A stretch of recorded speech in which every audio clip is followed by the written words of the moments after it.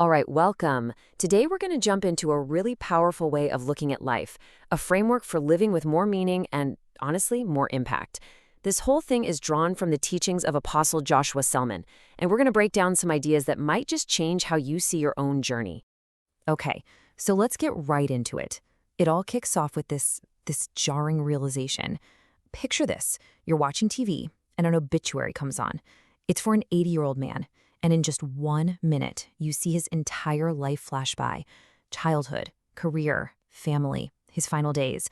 The whole thing gone in 60 seconds. And that right there, that's a wake-up call. It forces you to ask, okay, how do I make my time here really, truly count? And you know that feeling? That's what starts this restless search for meaning that we're all on. We can call it the chase for fulfillment. We're always running after something, right? A better job, a new relationship, the next big achievement. But what's really driving us? What's the engine behind this universal human chase?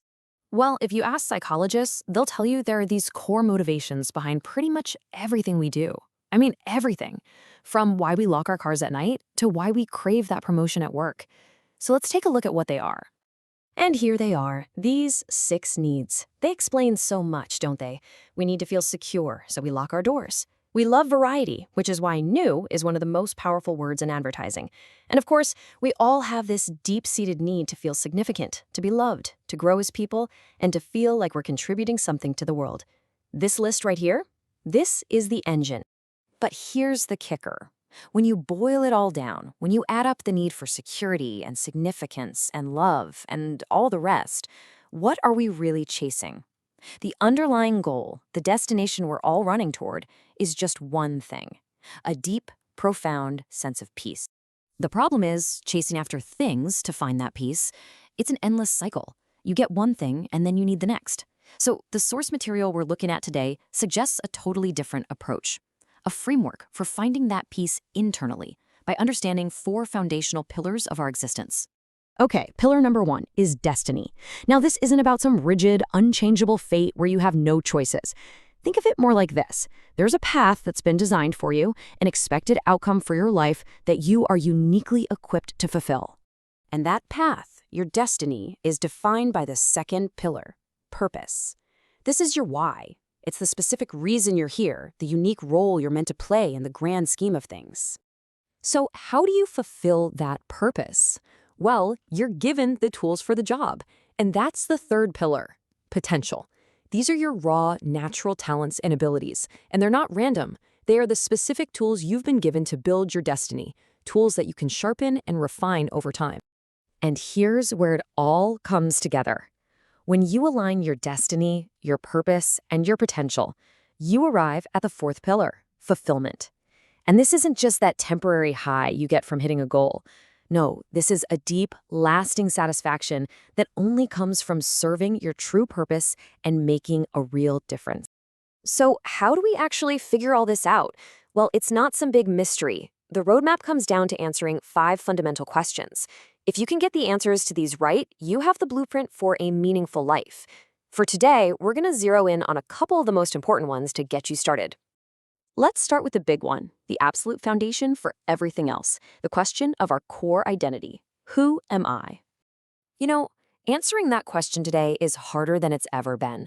We are just bombarded with voices from our past, from our jobs, and oh my gosh, especially from social media, all of them trying to slap a label on us and tell us who we're supposed to be.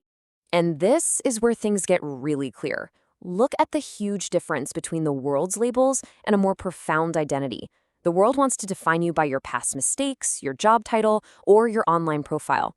But the source suggests your true identity is something so much deeper, so much more permanent, that you are wonderfully made, that you are a light in this world. Okay, so once you start to get a real handle on who you are, the very next question has to be, why? Why am I here? And this brings us right to the heart of purpose. Now, why am I here? That's a huge question, right? It can feel a little overwhelming. But here's the secret. The answer to your big why is usually hidden inside the answer to a much simpler, more practical question. What can I do? What am I uniquely good at? Remember we talked about potential? Well, those inherent abilities, they're not just random quirks. They are direct clues. there's signposts pointing you straight toward your purpose. Maybe you're a natural leader, or you have a knack for solving complex problems, or maybe you're just someone people instinctively trust. Pay attention to those things. But here's the thing about potential. It's kind of like crude oil. In its raw state, it's messy and not very useful. First, you have to discover that it's even there. Then you have to appreciate it, recognize its value. After that comes the hard work of developing it, refining it. And only then, after all that, can you finally deploy it to make a real impact. And this whole journey, discovering, developing, and deploying our potential, brings us right back to where we started, back to that image of the 1-minute obituary. We only get one shot at this, one life to answer these questions and live out the story we were actually meant to tell. The source material is pretty blunt about this. At the end of it all, your life story, your script, gets marked. And the final grade isn't based on the stuff you collected, but on the impact you made and the purpose you served. And this quote, wow, it really gets to the heart of legacy, doesn't it? The way you live your life will determine whether your name becomes a key that opens doors for the generations that come after you or a padlock that holds them back. That's a powerful thought to sit with. So, we end with this. This is the question to really ponder. Beyond the daily hustle, beyond the chase for security or significance, it's your answers to these core questions. Who am I and why am I here? That will write the final story of your one precious life. What will your story say?